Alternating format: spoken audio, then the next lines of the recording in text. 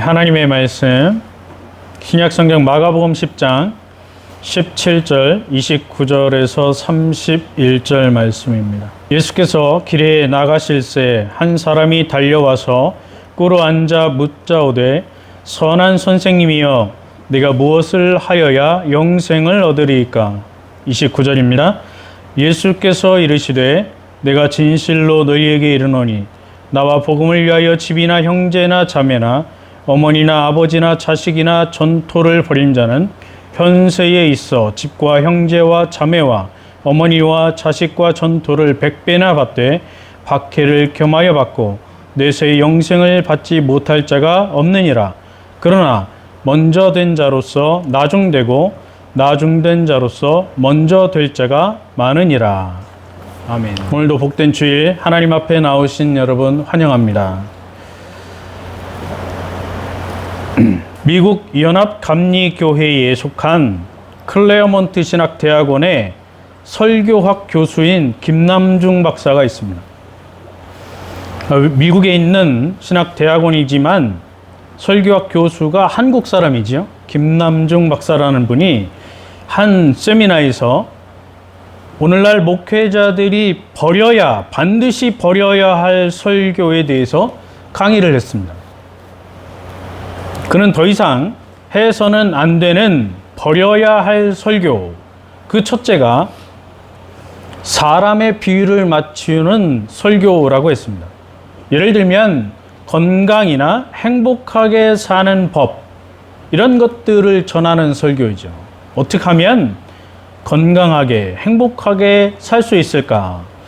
제가 전에 어떤 교회에서 부교육자 생활을 할 때 담임 목사님이 오후 예배가 되면 성경을 읽지 않고 그 주간에 베스트셀러가 되는 책을 가지고 올라와서 그 책을 가지고 이야기를 하는 것이죠.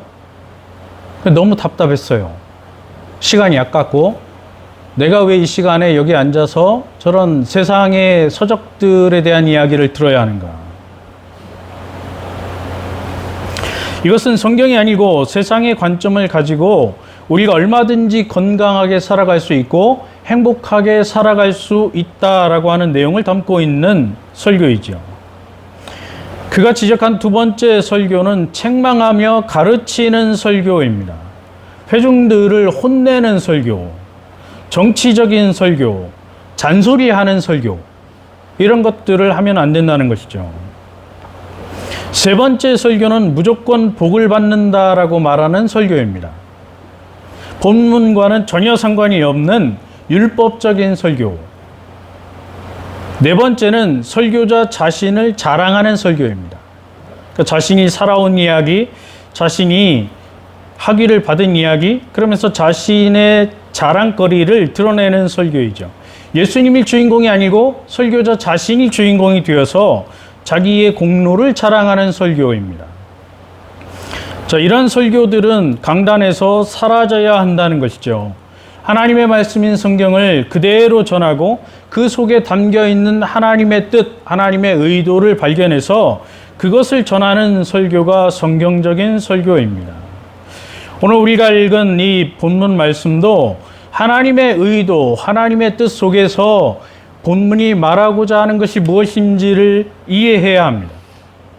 그렇지 않으면 재물이 많은 사람은 천국에 들어가지 못한다, 이렇게 오해할 수가 있어요. 그러면 모두가 자신이 가지고 있는 재산을 팔아서 집도 팔고 땅도 팔고 자기 통장도 다 해지해서 남들에게 나누어 주면 그러면 구원받는가? 그리고 온 가족이 길거리에 나앉아서 그렇게 노숙 생활을 하면 과연 구원을 받는가? 이렇게 오해할 수 있다는 것이죠. 이것은 본문이 말하고자 하는 의도와 한참 멀리 나간 주장입니다. 오늘 본문도 예수님의 말씀 속에 하나님의 뜻이, 의도가 다 담겨 있습니다. 그래서 그 하나님의 의도대로 본문을 이해해야 되는 것이죠. 오늘 본문 17절 말씀에 보면 예수님께서 길에 나가셨습니다. 하나님의 말씀을 증거하기 위해서 예수님이 길에 나가셨을 때 한 사람이 달려와서 예수님의 발 앞에 꿇어 엎드려서 물었습니다. 우리 성경에 쓰인 달려와서라고 하는 단어와 꿇어앉아라고 하는 단어를 헬라어 원문에 보면 과거 분사 형태로 되어 있어요. 다시 말해서 그가 예수님께 급하게 달려와서 무릎을 꿇고 무엇인가를 아뢰다, 간청했다 이런 말이죠. 그의 행동을 보면 그가 얼마나 다급했는지를 알 수 있습니다. 우리 성경은 그렇게 번역을 안 해놓았기 때문에 그냥 예수님이 길에 나가셨을 때 어떤 사람이 와가지고 뭐 몇 마디 질문을 했다 이렇게 이해할 수 있지만 헬라어 원문을 보면 아주 다급한 상황을 보여주는 거예요. 그가 예수님께 다급하게 달려와서 무릎을 꿇고 질문한 내용은 바로 이것입니다. 선한 선생님이여, 내가 무엇을 하여야 영생을 얻으리이까? 그런데 원문을 보면 이렇게 되어 있습니다. 내가 무엇을 해야 영생을 상속받을 수 있나이까? 내가 무엇을 해야, 어떠한 일을 해야 영생을 상속받을 수 있습니까? 하나님 나라를 상속받을 수 있습니까? 이런 질문이죠. 그는 이미 이 질문 속에 어떠한 전제를 깔고서 질문하는 거예요. 이것이 바로 유대교가 가지고 있었던 당시의 구원관이에요. 유대교가 가진 구원관은 인간이 어떠한 행위, 인간이 어떠한 공로를 통해서 하나님 나라를 소유하고 하나님께 구원을 받을 수 있다라고 하는 것이죠. 다시 말해서 율법을 지킴으로 구원을 받는다라고 하는 것이죠. 이것이 당시 유대교가 가지고 있는 구원관이에요. 우리가 율법을 지킴으로 하나님 앞에 구원을 받을 수 있다. 우리가 율법을 지킴으로 하나님 나라를 상속받을 수 있다라고 하는 것이죠. 인간의 공로와 인간의 행위를 통해서 구원에 이를 수 있다라고 하는 것입니다. 이러한 전제가 깔려 있는 질문이죠. 그런데 예수님의 질문을 자세히 보면 아주 흥미롭습니다. 우리 같으면 만약에 우리에게 그런 질문을 한다면 우리는 당장 이렇게 이야기하겠지요. 인간이 행위를 통해서 구원받는 것이 아니야.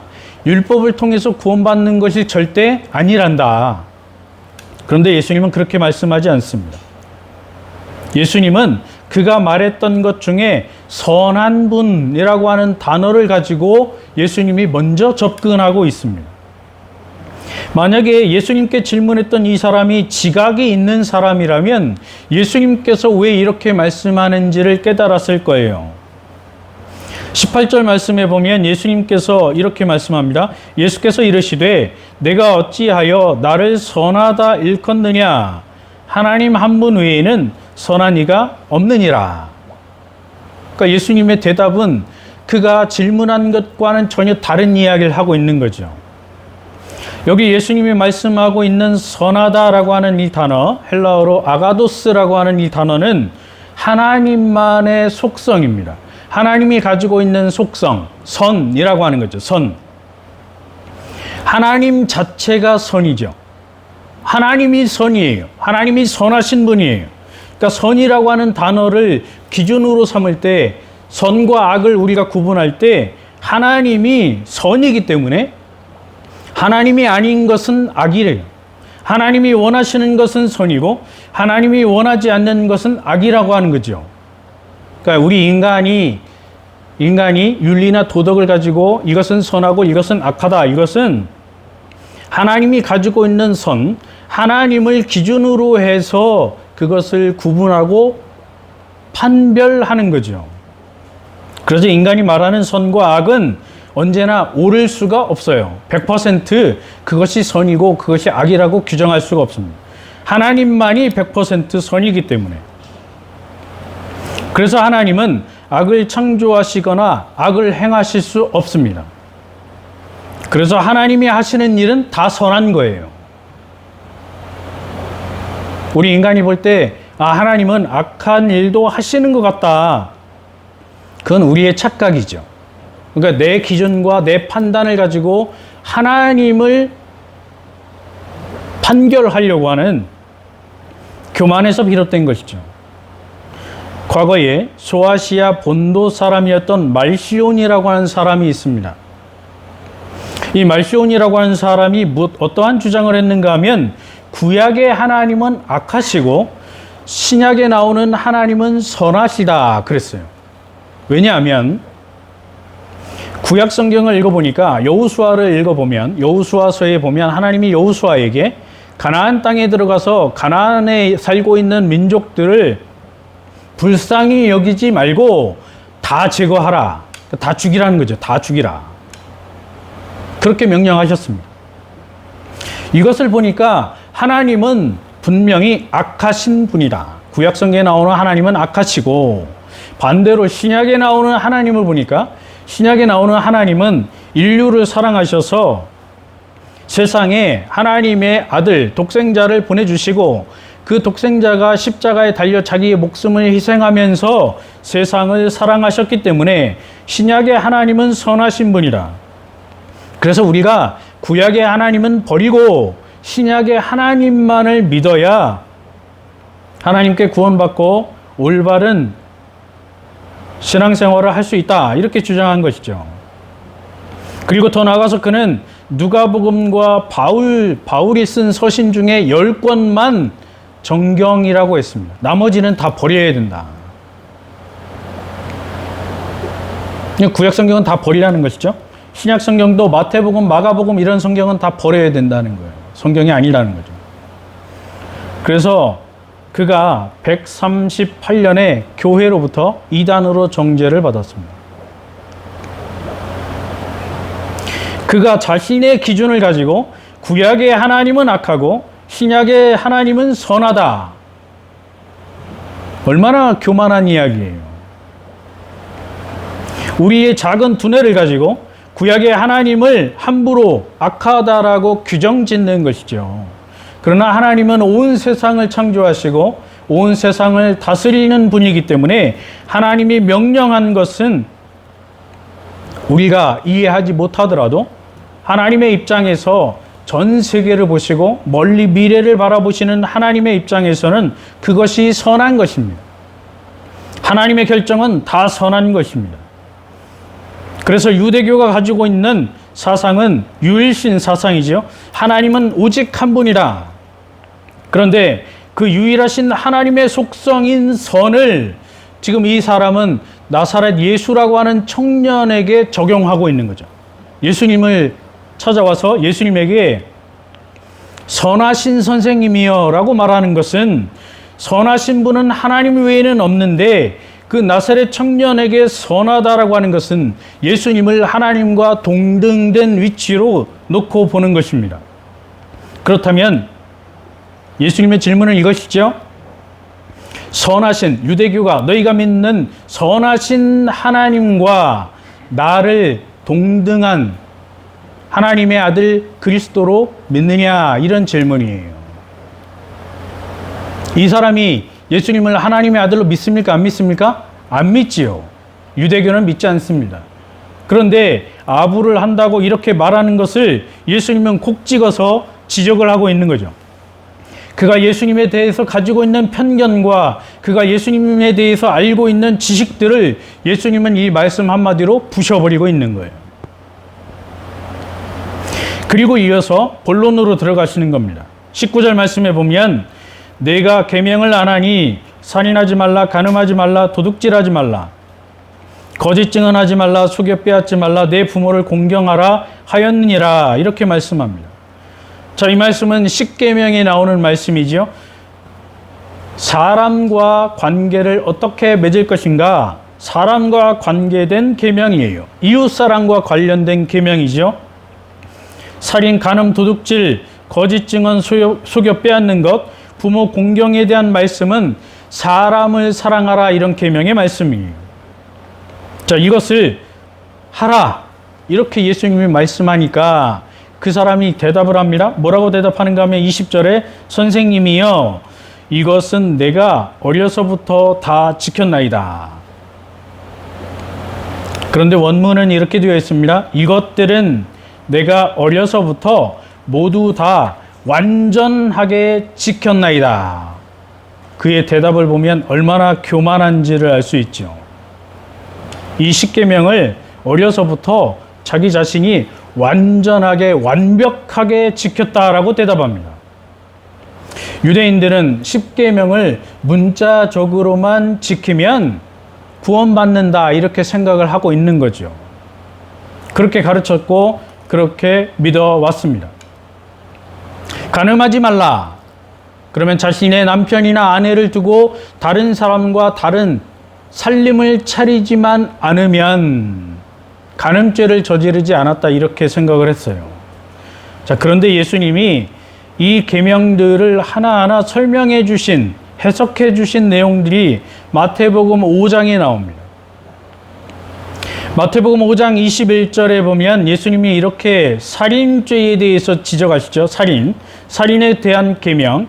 옛 사람에게 말한 바 살인하지 말라. 누구든지 살인하면 심판을 받게 되리라 하였다는 것을 너희가 들었으나 나는 너희에게 이르노니, 예수님이 해석해 주시는 것입니다. 형제에게 노하는 자마다 심판을 받게 되고 형제를 대하여 나가라 하는 자는 공회에 잡혀가게 되고 미련한 놈이라 하는 자는 지옥불에 들어가게 되리라. 자, 예수님이 십계명을 해석해 주시는 내용입니다. 여기 보면 노하는 자마다, 우리 성경은 이렇게 번역을 해 놓았어요. 노하는 자마다. 원문을 보면 화내는 자마다 이렇게 되어 있습니다. 그러면 화내는 자마다 지옥에 간다는 얘기죠. 화내는 자마다 살인했다는 이야기입니다. 자, 그러면 우리 자신으로 돌아와서 지금까지 한 번도 화를 내지 않은 분, 손 들어보세요. 없지요? 저는 오늘 아침에도 화를 내고 왔어요. 그럼 지옥 가겠죠. 살인죄를 지었으니까. 이 세상에 화를 내지 않는 사람은 단 한 사람도 없습니다. 또 형제에게 라가라고 하는 자, 이 라가라고 하는 말은 아람어입니다. 아람어에 보면 흐라카 이렇게 되어 있어요. 무슨 말인가 하면 어리석은 놈, 머리가 빈 놈, 그런 뜻이에요. 그러니까 형제에게 넌 어리석은 놈이다 혹은 머리가 빈 놈이다 이렇게 말하는 것도 살인이라는 것이죠. 더 나가서 미련한 놈, 이것은 헬라어입니다. 모노스라고 하는 단어예요. 얼간이, 바보 이런 뜻입니다. 이렇게 말하는 사람이 살인한 것이다. 예수님은 그렇게 해석을 해주고 있는 것이죠. 그러면 세상에서 살인을 안 저지르고 사는 사람은 단 하나도 없습니다. 또 더 나가서 마태복음 5장 27절 이하에 보면 예수님이 간음에 대한 계명도 설명해 주십니다. 마태복음 5장 27절에 보면 또 간음하지 말라 하였다는 것을 너희가 들었으나 나는 너희에게 이르노니 음욕을 품고 여자를 보는 자마다 마음에 이미 간음하였느니라. 음욕을 품고 여자를 보는 자마다 마음에 이미 간음한 것이라고 예수님은 지적하고 있습니다. 여기 음욕이라고 번역되어 있는 이 단어는 원래 헬라어 성경을 보면 동경, 욕망, 갈망 이런 뜻이에요. 여인을 보고 동경하는 마음, 갈망하는 마음을 갖고 있는 것 자체가 간음이라고 하는 것이죠. 사춘기가 되면 특별히 남학생들은 아름답고 예쁘게 생긴 여자 가수들이나 연예인들을 보면 아 예쁘다, 저런 여자들하고 살면 얼마나 좋을까, 이런 마음을 갖고 있는 것 자체가 예수님의 해석에 비유한다면 간음이에요. 그렇다면 세상에 살인죄와 간음죄를 짓지 않고 사는 사람은 단 하나도 없겠죠.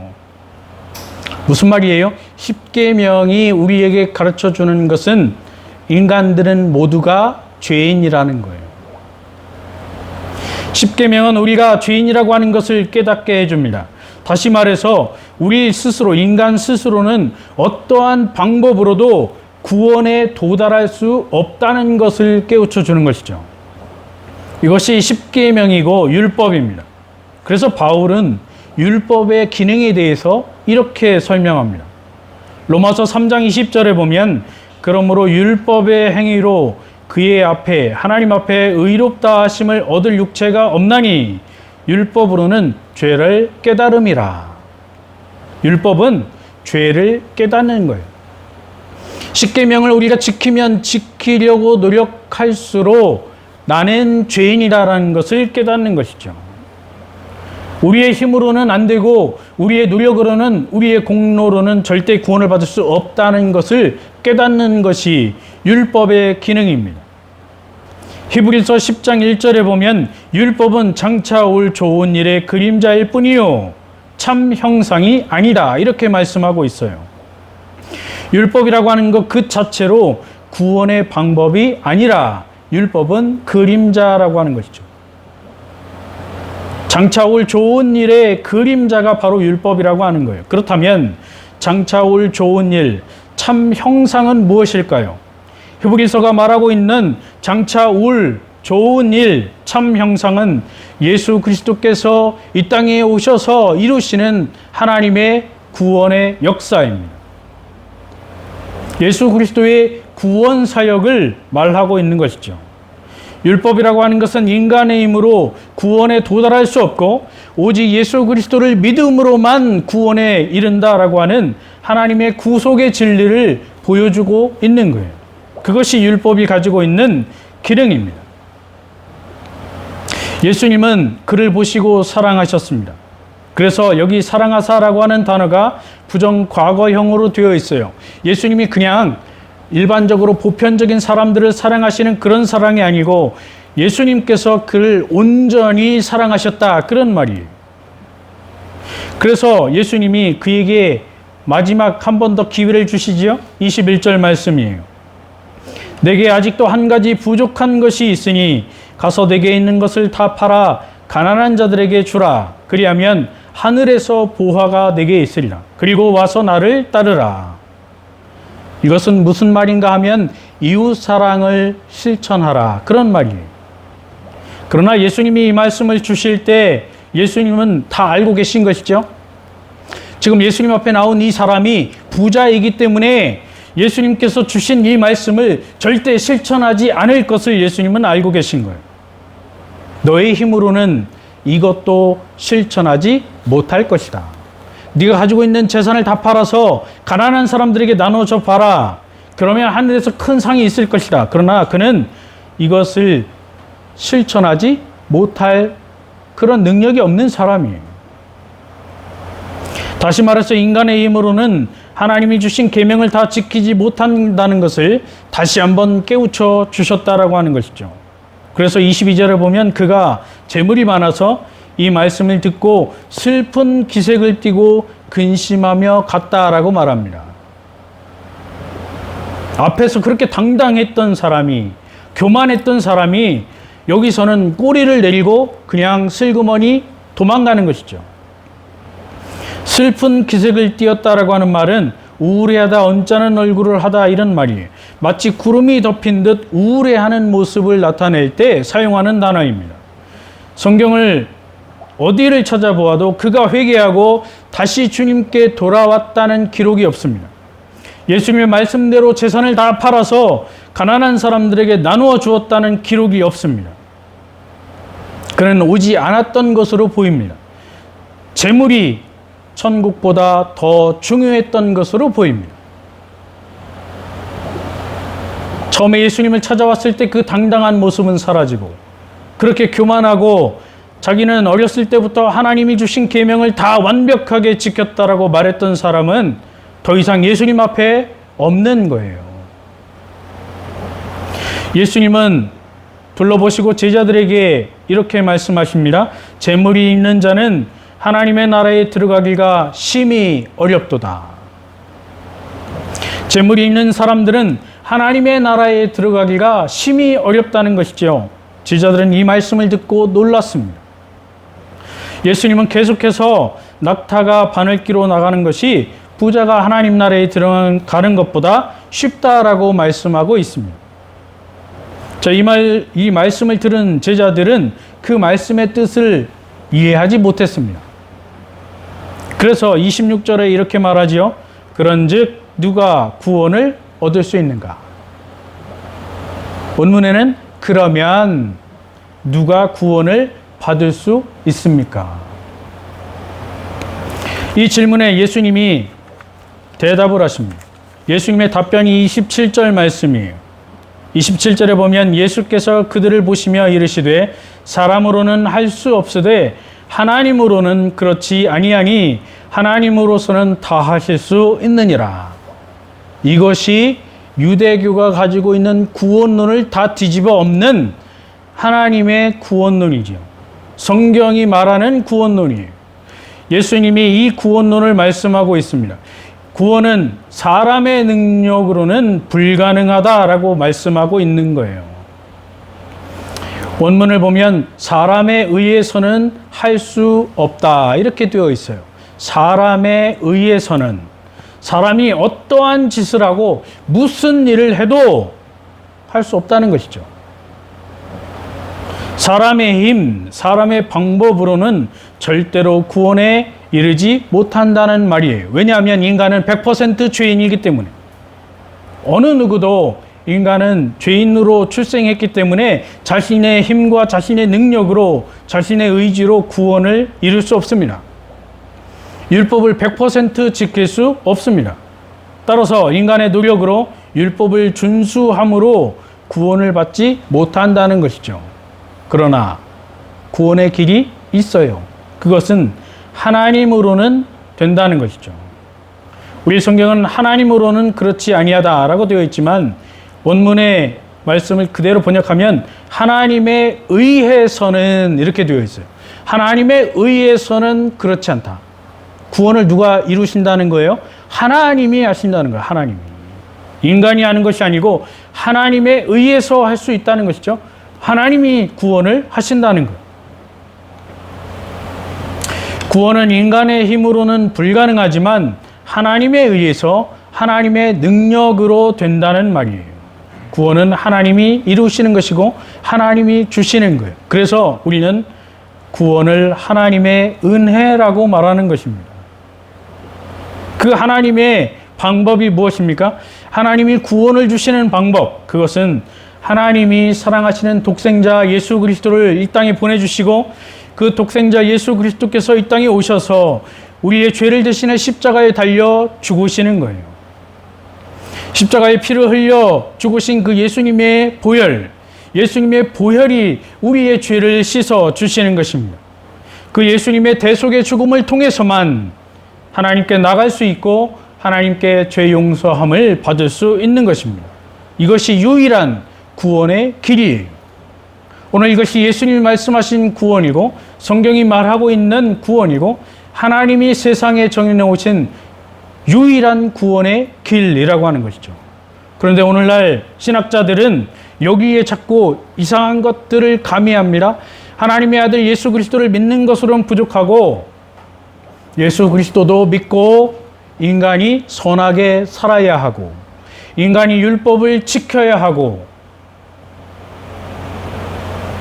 오늘날 새 바울 학파의 거장들이 주장하는 내용이 이것입니다. 예수 그리스도를 믿음으로만 구원받는 것이 아니고 예수 그리스도를 믿은 다음에 다시 율법을 지켜야 한다는 거죠.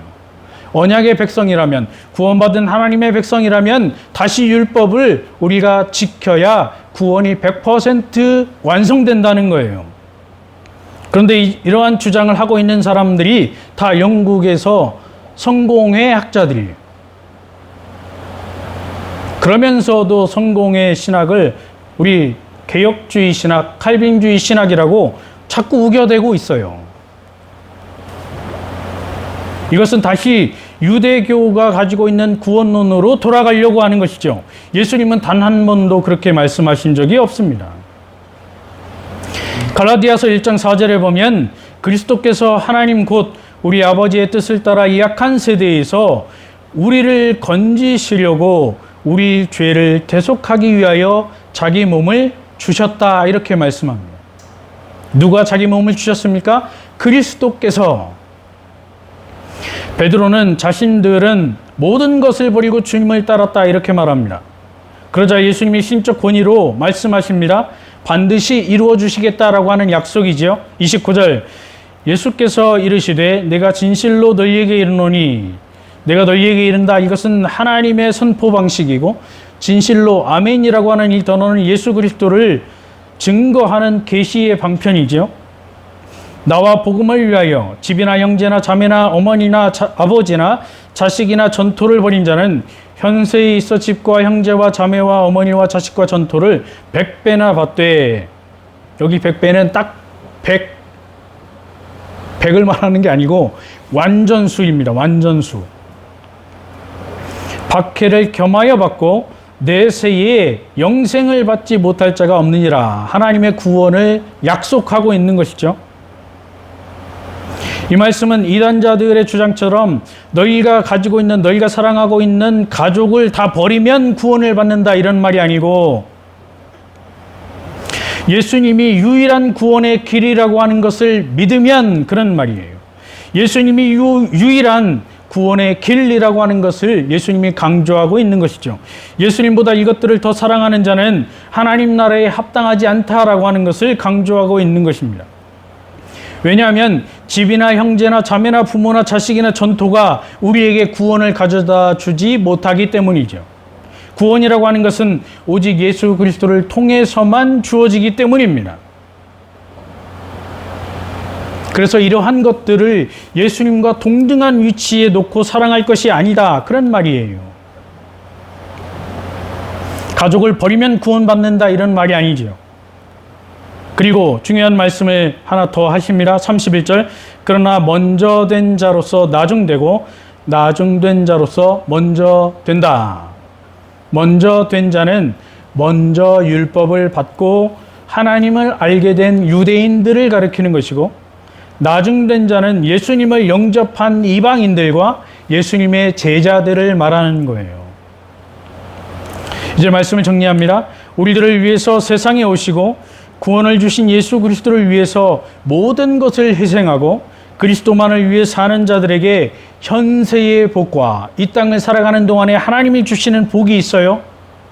뭐 부자 되는 거 이것만을 말하는 것이 아니고 마음의 평안을 말하는 것이고 구원에 대한 확신을 말하는 것이고 이 땅을 성령과 함께 성령님의 인도하심을 따라서 담대하게 살아갈 수 있는 용기와 능력과 힘을 말하는 것, 이런 모든 것들을 현세에 주어진 복이라고 말하는 것입니다. 그리고 내세의 복이 있습니다. 하나님 나라의 상속자가 되는 것이죠. 예수님을 찾아와서 그렇게 요구했던, 그렇게 질문했던 하나님 나라를 어떻게 상속받을 수 있습니까? 라고 하는 질문에 대한 대답이에요. 이 세상에서 비록 손해가 오고 예수 믿는 것 때문에 박해가 주어진다고 해도, 왕따를 당하고 외톨이가 된다고 해도 예수 그리스도에 대한 믿음을 가지고 이 땅을 변함없이 살아간다면, 그 믿음 안에 살아간다면 하나님께서 저와 여러분에게 은혜를 베풀어 주실 줄 믿습니다. 이것이 성도가 붙들고 살아가야 되는 믿음이에요. 오늘 예수님은 이 말씀을 오늘 우리에게 던져주고 계신 것입니다. 이 말씀을 우리가 붙들고 믿음 안에서 담대하게 살아가는 저와 여러분의 한 주의 삶이 되기를 주님의 이름으로 축복합니다. 기도하겠습니다. 우리에게 참된 구원의 진리를 깨닫게 하신 하나님 아버지 감사를 드립니다. 우리의 구원은 오직 하나님의 은혜로 주심을 믿고 구원자 예수 그리스도를 의지하며 살아가는 성도가 되게 하시고 세상의 유혹에 빠지지 말고 거짓 진리와 타협하지 않는 신앙을 허락하여 주옵소서. 그리하여 하나님께서 기뻐하시는 삶을 살아가는 주의 백성들이 되도록 성령 하나님 붙들어 주옵소서. 감사하고 예수님의 이름으로 기도하옵나이다. 아멘.